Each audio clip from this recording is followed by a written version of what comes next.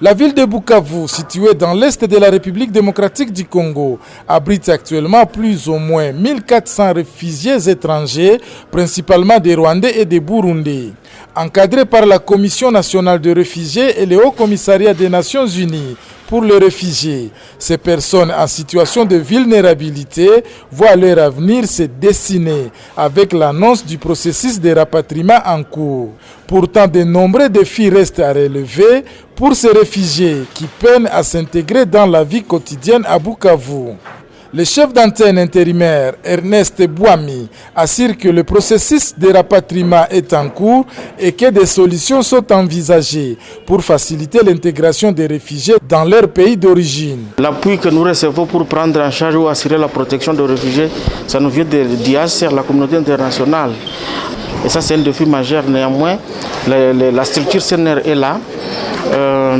Mais aussi il y a d'autres défis, comme je l'ai dit, au niveau mondial il y a beaucoup de crises et ça ne permet pas à ce qu'on ait une assistance au même niveau par rapport aux difficultés. Il faut aussi les rappeler que notre opération, ça prend du temps, ça fait 30 ans depuis que les réfugiés rwandais sont au Congo. Donc il y a ceux qui ne considèrent ça plus comme une urgence.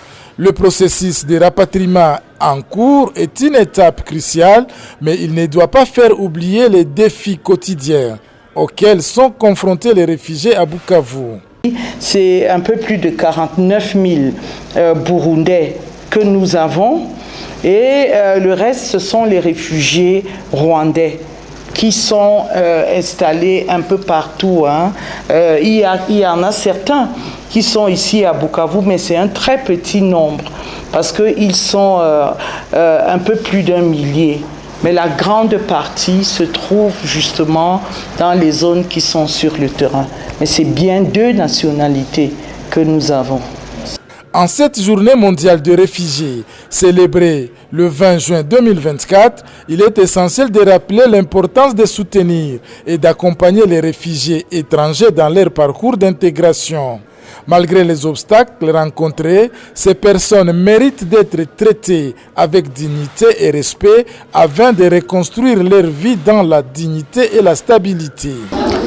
Pour le gouvernement provincial, nous ne trouvons aucun inconvénient pour ceux qui veulent retourner, mais nous signalons que nous avons un défi majeur ces derniers temps suite à la montée des eaux du lac Tanganyika qui ne facilite pas les rapatriements, mais le gouvernement est en train de voir à son niveau comment y apporter une solution par rapport à ces problèmes-là. Donc le gouvernement s'y met pour que ces gens-là puissent retourner en toute dignité dans leurs pays respectifs. Dès nous les invitons. Étant donné qu'ils sont chez nous, ils sont appelés à respecter les lois de la République. Ils doivent respecter les règlements. C'est ce qui permet à ceux qui puissent vivre en harmonie dans notre pays. Parce que s'ils ne respectent pas les lois, s'ils ne respectent pas les règlements de notre pays, le gouvernement ne pourra rien faire pour eux, va les considérer comme des badauds.